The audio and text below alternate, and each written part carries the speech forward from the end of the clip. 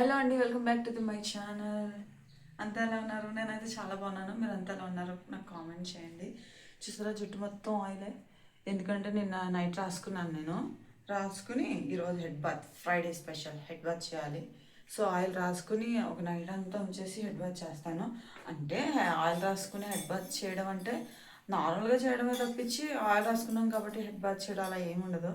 నాకు మాత్రము వీక్లో 7 days ఉంటే 6 days కంపల్సరీ తలకి ఆయిల్ ఉండాల్సిందే. నాకు అలా అలవాటు అయిపోయింది. ఇంకా తలపోడు వచ్చేది ఆయిల్ లేకపోతే, బాబోయ్ ఆయిల్ ఆయిల్ ఆయిల్ అని కొట్టుకుంటూనే ఉంటా.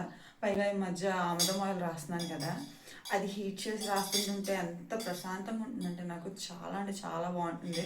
సో అందుకని ఇంకా ఎక్కువగా ఆయిల్ రాస్తున్నాను అనమాట. తలస్నానం చేసినా సరే మళ్ళీ అంటే జిడ్డు ఎక్కువ ఉంటుంది కదా ఆముదం, సో ఎక్కువ నేను తలస్నానం చేసేస్తున్నాను. వీక్లో ఒకసారి చేయడానికి నాకు ఎంత ఇబ్బందో, అయినా ఇప్పుడు ఆ ఆయిల్ రాస్తున్నప్పటి నుంచి నాకు జుట్టు ఫీలింగ్ ఎక్కువ వచ్చేసి వీక్లో 3 days స్నానం చేసేస్తున్నాను తలస్నానము. అసలు మామూలుగా ఉండట్లేదు. ఆయిల్ మాత్రం నాకు నచ్చింది, బాగుంది. ఎందుకంటే నా హెయిర్ గ్రోత్ ఉంది కాబట్టి నేను మీ అందరికి చెప్తున్నాను. న్యాచురల్గా సింపుల్గా మీకు కావాలంటే ఆమ్లం ఆయిల్ తెప్పించుకోండి. ఈరోజు వచ్చింది నా ఆమ్లం ఆయిల్ బాటిల్స్. ఆల్రెడీ 3 పెట్టాను, అవి అయిపోయాయి. పెట్టి 6 months అలా అయిపోయింది. అండ్ ఈరోజు ఇంకో ఒక 3 bottles దాకా వస్తాయి. నేను మీకు ఈరోజు ప్యాకింగ్ ఓపెన్ చేసి చూపిస్తాను నా ఆముదం బాటిల్స్. సో మీకు మామూలుగా చిట్టాముదం దొరుకుతుంది కదండి, అది కానీ యూస్ చేయొచ్చు. నాకు ఇక్కడ దొరకదనేసి నేను ఏం చేస్తున్నానంటే ఆన్లైన్లో పెట్టుకుంటున్నాను. మీరు కావాలంటే చిన్న డబ్బా, ఇంకా తక్కువ పడిద్ది మనకి బయట అయితే. మా నాన్న తెచ్చేవారు నేను స్కూల్లో ఉండేటప్పుడు, ఇంతే ఉండేది అది. నాకు చాలా రోజులు వచ్చేది. నాకు 1.5 month. నాకు మామూలుగా అప్పుడు ఇంకా హెయిర్ ఇంత లావు ఇంత పొడుగు ఉండేది హెయిర్. నేనేంటంటే దాంట్లో వన్ స్పూనే ఆముదం వేసేదాన్ని, కొంచెం ఎక్కువ కొబ్బరి నూనె వేసేదాన్ని. కాలేజ్కి వెళ్ళేదాన్ని, స్కూల్కి వెళ్ళేదాన్ని కదా, సో జిడ్డుగా అనిపించేదాన్ని, అలా చేసేదాన్ని. తర్వాత కాలేజ్ టైంలో నేను మర్చిపోయాను ఆ ఆయిల్ గురించి. ఆ తర్వాత చాలా హెయిర్ లాస్ అయిపోయింది అది. తర్వాత పెళ్ళయ్యాక అటు ఇటు తిరుగుతున్నాను కదా, ఇంకా హెయిర్ లాస్ అయిపోయింది అబ్బా, చాలా అంటే చాలా హెయిర్ లాస్. తర్వాత ఆలోచించి మొన్న నేను ఒక 6 months బ్యాక్ ఇంటికి వెళ్ళాను. నేను సర్దుతుంటే నాకు ఆముదం బాటిల్ కనిపించింది అనమాట. అది కనిపించాక నాకు గుర్తొచ్చింది, అవును కదా నేను ఇలా ఆముదం రాసేదాన్ని కదా అనేసి. వాటికా అనేసి, రోజ్మెరీ ఆయిల్ అనేసి చాలా యూస్ చేశాను.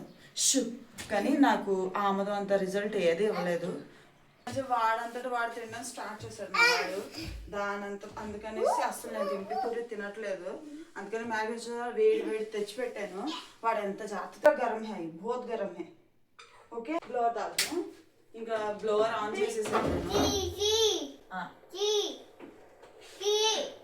ఇంక నేను బ్లోవర్ ఆన్ చేస్తాను. ఇది మోడేమో చల్లగా పెట్టాను అనమాట, సో కొంచెం అది కూడా కూల్ అయ్యే ఛాన్సెస్ ఎక్కువ ఉన్నాయి. వాడికి చల్లేస్తుందంట. తిరగడం అంటే ఇష్టమన్న వాళ్ళు ఉంటారు కదా, వాళ్ళకి ఈ ప్లేస్ చాలా వర్కౌట్ అవుతుందండి. నేచర్ అంటే లవ్ ఉన్న వాళ్ళకి, మామూలుగా నాకు నేచర్ అంటే చాలా ఇష్టము, గ్రీనరీ అలాగా. మా అన్నయ్య నేను నేచర్ ఫ్యాన్స్ అనమాట. గ్రీనరీ అటున్న ప్లేస్లు చాలా ఇష్టము. కానీ నాకు కార్ పడదు, బస్ పడదు. కానీ మా వారిని నమ్ముకుని అలాగే వచ్చేసాను 2000 kilometers. ఏం చేస్తాం, తప్పదు మరి. మన వాళ్ళు ఛాన్స్ దొరికింది ఫ్యామిలీని ఉంచడానికి. మామూలప్పుడు ఎలాగో దొరకనప్పుడు ఎలాగో ఇంటి దగ్గరే ఉండాలి. సో ఫ్యామిలీని ఉంచడానికి ఛాన్స్ దొరికితే తప్పకుండా మీరు ఎక్స్ప్లోర్ చేయొచ్చు. హస్బెండ్తో ఉండొచ్చు, కొంచెం టెన్షన్ ఫ్రీగా ఉండొచ్చు అంతే హస్బెండ్తో ఉంటే. కానీ ఇంట్లో వాళ్ళు మాత్రం డైలీ గుర్తుకొస్తానే ఉంటారు. మనకు తప్పదు అదంతా. కావాలంటే అది కావాలా ఇది కావాలా అన్నట్టు ఉంటుంది అనమాట. ఎలాగైనా బయట వాళ్ళని చేసుకున్నా సరే అంతే అనుకోండి. బయట వాళ్ళని చేసుకున్నా సరే హస్బెండ్ అదే అమ్మ వాళ్ళకి దూరంగానే ఉండాలి. ఇంట్లో వాళ్ళని చేసుకున్నాను, నేను మా బావనే చేసుకున్నాను. అయినా సరే నేను దూరంగానే ఉన్నాను. ఇంట్లో వాళ్ళకి దూరంగా ఉండటం మంచిది. అప్పుడప్పుడు వెళ్ళి ఆ 1 month హ్యాపీగా ఉంటాం చూసావా, అదే నాకు హ్యాపీనెస్ ఇస్తుంది. మనం ఎప్పుడు అక్కడే ఉన్నామంటే ఇంకా చిరాకులు గొడవలు అవన్నీ మామూలే ఇంకా ఫ్యామిలీ అన్నాక. కానీ ఏంటంటే మనము దూరంగా ఉండి ఎప్పుడైనా ఒకసారి వెళ్తాం చూసారా, అప్పుడు మన మీద లవ్ చూపిస్తారు చూసారా, ఆ లవ్ బాగుంటుందబ్బా. నేను 1 month లీవ్కి వెళ్తే ఇంక నా అక్క కూతుర్లు, మా అక్క మామూలుగా ఉంటుంది నా మీద లవ్.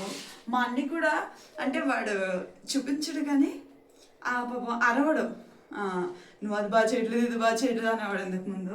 కానీ ఇప్పుడు వాడు అరవడు. నేను వెళ్ళేటప్పుడు మాత్రము, నేను వచ్చేసేటప్పుడు మాత్రము ఏదో అప్పగింతల్లాగా ఎప్పుడు మా అక్క ఏడుస్తుంది, అక్క పిల్లలు ఏడుస్తారు. ఈసారి ఏంటంటే మా అన్ని కూడా ఏడ్చాడు. ఏడ్చాడు, నాకు తెలుసు అది. మా అన్నయ్య కూడా ఏడ్చాడు. ఇంకా నా విషయానికి వస్తే నేను అటు వెళ్ళలేక ఇటు రాలేక మధ్యలో అయిపోతాను అనమాట.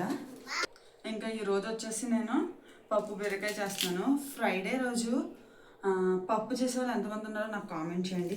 మ్యాక్సిమం నేను కాలేజ్లో చదివేటప్పుడు ఫ్రైడే పప్పు తీసుకెళ్ళేదాన్ని కదా. మా ఫ్రెండ్స్ క్యారేజ్లు కూడా అందరూ పప్పులే చేసేవారు. సో ఫ్రైడే రోజు పప్పు అసలు ఎందుకు చేస్తారో నాకు రీజన్ చెప్పండి. అసలు ఫ్రైడే రోజు పప్పు ఎందుకు చేస్తారో. ఇంకా ఇక్కడ ఉన్నాను కదా నేను. సో నా బిగ్గెస్ట్ ఇష్యూ ఏంటంటే ఇక్కడ ఉండడం వల్ల ఇంట్లో ఏదైనా మంచి చెడు అవుతుంటే వెళ్ళలేకపోతున్నానండి. ఇక్కడ ఉన్నందుకు నాకు అంత హ్యాపీగానే ఉంది, కానీ కొన్ని రిగ్రెట్స్ ఉన్నాయి. ఏంటంటే ఇంట్లో వాళ్ళకి ఏమైనా అవుతున్నా ఒక మంచి చెడుకి నేను వెళ్ళలేకపోతున్నాను, అదే బాధ. కొంచెం దగ్గరలో ఉంటే వెళ్ళిపోయే వాళ్ళం కదా, చాలా దూరంలో ఉంటున్నాము. సో అప్పటికప్పుడు టికెట్లు కూడా అవ్వవు మాకు. అందుకనే 2 months ముందు చేయించుకుంటేనే టికెట్ అవుతాయి. నువ్వు 1 month చేయించుకున్నా 15 days తత్కాల్లో చేయించుకున్నా సరే కష్టమే టికెట్ అనేది. సో అందుకనేసి రీసెంట్గా మా అత్తయ్య చనిపోయారు, పెద్దమావయ్య చనిపోయారు, నేను వెళ్ళలేకపోయాను. అంటే నేను చిన్నప్పటి నుంచి వాళ్ళని చూస్తూ పెరిగాను కదా. సడన్గా వాళ్ళు చనిపోవడము, తర్వాత నేను లీవ్కి వెళ్ళాను. అప్పుడు వాళ్ళు లేకపోతే నాకు ఎలాగో అనిపించింది. పెద్ద అత్తయ్య ఇంటికి అయితే నేను వెళ్ళలేదు అసలు. చాలా ఇంకా నాకు వెళ్ళబుద్ధి కాలేదు మావయ్య లేకపోతే. ఇంకా మా అక్క వాళ్ళ అత్తగారు అంటే ఇంకా ఆవిడ గురించి చెప్పక్కర్లేదు. నేను ఉన్న వారము మా వదిన నాతో ఉండాలని పట్టేశాను. నేను ఉండలేకపోయాను. మెయిన్ ఆ వదిన నువ్వు ఉండాల్సిందే, లేదంటే ఇద్దరం కలిసి వెళ్ళిపోదాం అనేసి అలా ఉన్నాను అనమాట. అసలు ఉండలేమండి నిజంగా. దేవత మా అత్త, దేవత. నలుగురికి పెట్టేదే కానీ ఎప్పుడు ఒకళ్ళది తినడము ఒకళ్ళది ఆశించడం ఎప్పుడు లేదు. నా పిల్లలే కదా బాగుంటారని ఆలోచించింది తప్ప అసలు ఎప్పుడు స్వార్థంగా నా పిల్లలు అన్నట్టుగా ఎప్పుడు లేదు.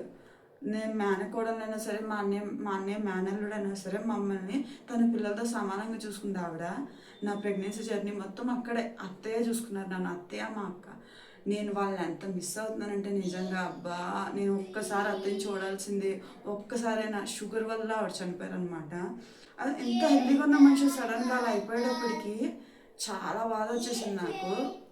ఇంకా ఈ స్టోరీ ఇక్కడికి ఎండ్ చేసేద్దాము. నేను వద్దు, తలుచుకోవద్దు అసలు, తలుచుకున్న బాధే అసలు.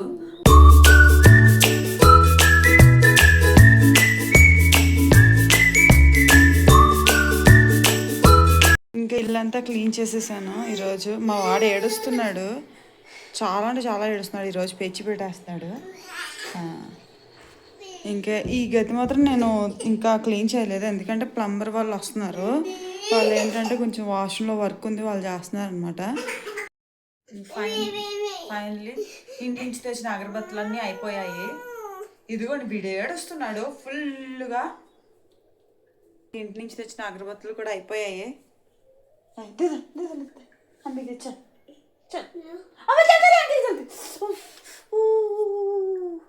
ఇద్దరికి కాలిపోయింది.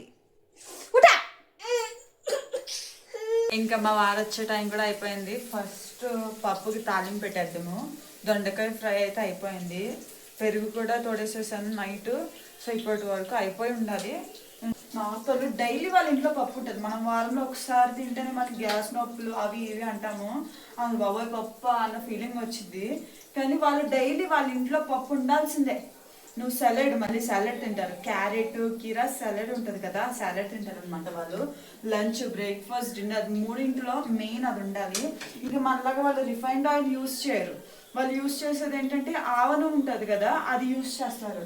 మనం అంటే రిఫైన్డ్ ఆయిల్ నెలకి 5 లీటర్లు అయితే మనకు అవ్వదు. డీప్ ఫ్రైలు తక్కువ చేస్తాను, చాలా అంటే చాలా తక్కువ నేను డీప్ ఫ్రై చేసేది. అందుకనేసి మాకు ఒక 5 liters అంటే ఎక్కువ, నాకు తెలిసినంత వరకు మ్యాక్సిమం 4 liters సరిపోతుంది మాకు, డీప్ ఫ్రై తక్కువ కాబట్టి. సో డైలీ చపాతీ ఉండాల్సిందే. ఈ మధ్య పుల్కా వేద్దాం అనేసి ట్రై చేస్తున్నాను, కానీ నాకు అస్సలు వర్కౌట్ అవ్వట్లేదు అబ్బా, అస్సలు రావట్లేదు. నేనేమన్నా నా ప్రాబ్లం ఏంటంటే ఏదన్నా సరే ఫేస్ మీద చెప్పేది, నాకు వచ్చినా రాకపోయినా నాకు వస్తే వచ్చింది అని. అప్పా చూసారా మా వాడు వచ్చేసాడు. ఫైనల్లీ వంట అయిపోయిందండి, చక్కగా వంట చేసేసాను ఈరోజు. తెలిసిందే కదా, దొండకాయ ఫ్రై చేశాను. సో ఈరోజు దొండకాయ ఫ్రై, పప్పు బీరకాయ చేశాను, రైస్. ఫైనల్లీ మా వారు కూడా వచ్చేసారు. వీడియోలో మా వారిని కూడా చూపించేస్తున్నాను నేను. ఫైనలీ మేము లంచ్ హ్యాడ్ చేసాము. ఆ తర్వాత మా వారు బయటకు పోదాం పదా అన్నారు. మేము సగం దూరం వచ్చిన వెంటనే వర్షం స్టార్ట్ అయిపోయింది. లక్కీగా మేము ఎప్పుడు అంబ్రెల్లాస్ పెట్టుకుంటాము కాబట్టి ఓకే. కానీ మా వారిని చూస్తేనే భయం వేస్తుంది అనమాట నాకు. ఎందుకంటే బాబుని ప్లస్ అంబ్రెల్లాని కూడా హ్యాండిల్ చేస్తున్నారు కదా, కొంచెం అంబ్రెల్లా కూడా హెవీగా ఉంది. కానీ పర్వాలేదు. మా వారు అడిగారు పద బయటికి అనేసి. ఇది వచ్చేసి అన్ఫార్చునేట్గా ఫ్రైడే వ్లాగ్ అనమాట. ఇది నేను అసలు అనుకోలేదు బయటకు వెళ్తామని. ఫైనల్లీ మేము బయటకు వెళ్ళే వీడియో కూడా ఇందులో యాడ్ చేసేసాను. ఇంకా ఎక్కడికి వెళ్ళాము ఏంటి అంటే సరదాగా కిందకి వెళ్ళాము. మ్యాక్సిమం వర్షం ఉండదేమో అనుకున్నాం కానీ సగం దూరం వచ్చేటప్పటికి వర్షం స్టార్ట్ అయిపోయింది. చూసారు కదా, ఇక్కడ మామూలే, అందరూ లేడీస్ కూడా ఎలా వస్తున్నారో. ఇక్కడ వర్షాలు అవన్నీ ఇంకా క్లైమేట్ మామూలే కాబట్టి మేము అంత పట్టించుకోము. కానీ ఇది కొంచెం రిస్కీ ఏరియా, నడిచేటప్పుడు అదంతా చూసుకుంటూ ఉండాలి, లేదంటే జారిపోద్ది.